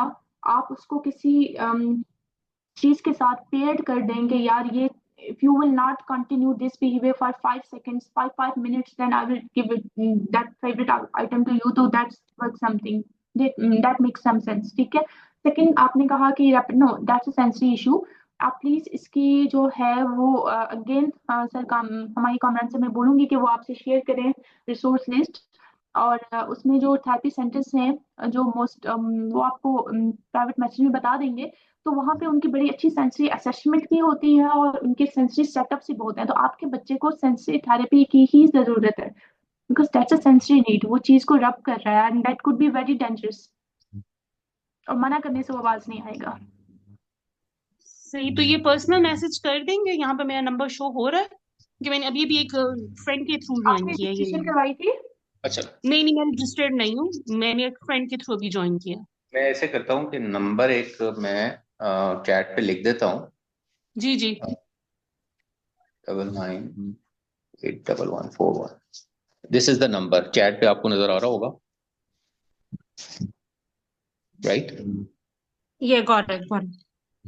तो इस पे मैसेज कीजिएगा। मैं मतलब काफी सेंटर्स हैं तो सही जो कि ऑक्यूपेशनल थेरेपी और सेंसरी थेरेपी प्रोवाइड करते हैं, और उनके पास क्योंकि ये भी स्पेसिफिक प्रोफेशनल का ही काम है कि वो अ, किस चीज की एक्सपर्टीज रखता है और वो किस चीज की प्रोफाइल तैयार करेगा, तो वो ही आपको गाइड कर सकता है। और थेरेपी कितना होना चाहिए कितना नहीं होना चाहिए, एक चीज आपने अभी पकड़ी है तो मे बी कुछ और भी चीज हो जो कि वो आइडेंटिफाई कर सके, तो फिर उसको आगे चलाएंगे। मैं आपसे शेयर कर लूंगा।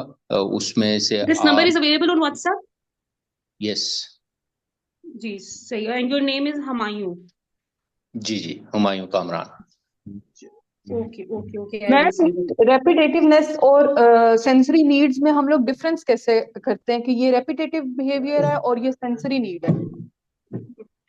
जो सेंसरी नीड होती है ना, mostly this is related to some आपके जो फाइव सेंसेस आपको अल्लाह ने दिए हैं, sense of touch, sense of smell, sense of तो उनके साथ जब वो एसोसिएटेड होती है तो that is the sensory need number one. Number second, की जो रेपिटेटिव बिहेवियर होता है that is you can depreciate like कि वो जो सेंसरी नीड है वो किसी ना किसी सेंस के साथ एसोसिएटेड होगी, ठीक है। रेपिटेटिव बिहेवियर के उस तरह से पैटर्न नहीं होते। रेपिटेटिव बिहेवियर का ये होता है कि बच्चा चेंज करता रहता है, माइट भी अगर उसको किसी एक चीज के साथ उसकी फिक्सेशन है तो कुछ अरसे बाद जो है वो किसी और चीज के साथ हो जाएगी, बट सेंसरी नीड इस तरह से चेंज नहीं होती। वो बच्चा जो शो कर रहा है फ्रॉम द लास्ट, जब तक आप उसके सेशन नहीं कराएंगे वो शो करेगा। रेपिटेटिव बिहेवियर्स में चीजें चेंज होती रहेंगी। उसने एक चीज को पकड़ लिया है तो वो किसी और चीज की तरफ चला जाएगा, वो चीजें चेंज होती है, बट सेंसरी नीड में नहीं होता। Thank you ma'am. अच्छा।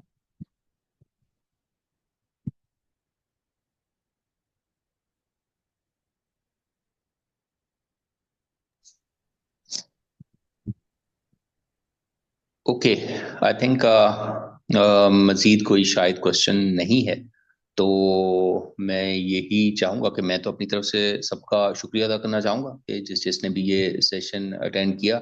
आई होप कि वो हेल्पफुल होगा, स्पेशली थैंक्स टू सालिहा कि जिन्होंने टाइम निकाला और इस बहुत इम्पोर्टेंट सेशन है ये कि टॉपिक इतना इम्पोर्टेंट है, तो बहुत शुक्रिया आपका भी। और any closing remarks from your and और फिर इसको क्लोज कर देते हैं।